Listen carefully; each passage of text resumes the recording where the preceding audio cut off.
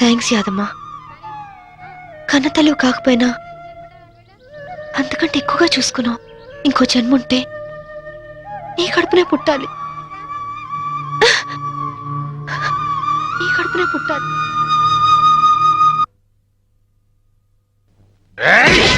హరాం చేస్తున్నాడు sir. Dhoolpet rowdy sir. వీడి పేరు శంకర్ దాదా సార్. అరే పదరా సార్. వీడి మీద ఎన్నో ల్యాండ్ కబ్జా కేసులు, రేప్ కేసులు, మర్డర్ కేసులు ఉన్నాయి సార్. వెనక దాదాలు ఉన్నారు, ఎమ్మెల్యేలు ఉన్నారు, మినిస్టర్లు ఉన్నారని తెలిసి కూడా నన్ను నడి ఈదులో లాఠీలతో కొట్టుకుంటూ పోలీస్ స్టేషన్ తీసుకొస్తారా? ఈ స్టేషన్ మొత్తం బాంబులతో లేపేస్తా. మా వాళ్ళు నిన్ను కొట్టారా? గాయాలు కనపట్లా? సరే, బేడీలు తీయండి.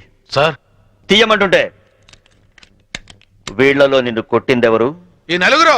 అయితే నలుగురిని ఎరగొట్టు. Shut up. అతని లెవెల్ ఏంటి? రౌడీస్ తో ఎలా బిహేవ్ చేయాలో కూడా తెలియకుండా బేడీలేసి కొట్టుకుంటూ తీసుకొస్తారా? ఆలోచిస్తావేంటి? కొట్టు. నేనున్నాను, కొట్టు. ఇక చాలమ్మా. ఇక నుంచైనా ఎవరితో ఎలా ప్రవర్తించాలో నేర్చుకోండి. మీరు వెళ్ళండి. థ్యాంక్స్ భయ్యా. కొత్తగా వచ్చిన సర్కిల్ అయినా నేనేంటో తెలుసుకున్నావు. వస్తా. మీలాంటి వాళ్ళ గురించి నాకు బాగా తెలుసు. మీరు వెళ్ళండి. వస్తా భయ్యా.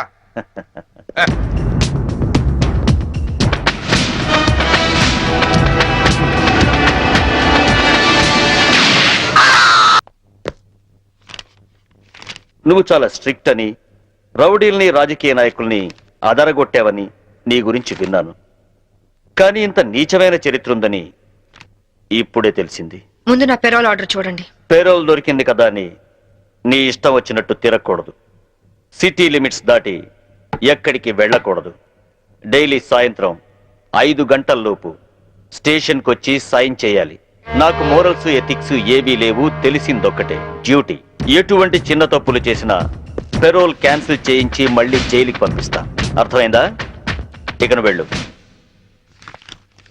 అవును, అసలు మొగుడిని ఎందుకు చంపావు? ఒళ్ళు కొవ్వెక్కి. ఏంటో సమాధానం? యూనిఫామ్ లో ఉన్న పోలీస్ ఆఫీసర్ తో మర్యాదగా మాట్లాడటం తెలీదా?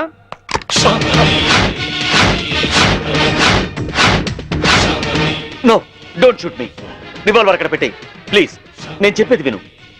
యూజ్ చేయనప్పుడు సర్వీస్ రివాల్వర్ ని లాక్ చేసి ఉంచాలని ముందు నువ్వు తెలుసుకో.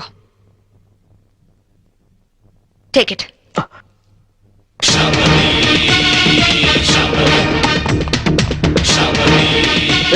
మంచినీళ్ళు పట్టండి.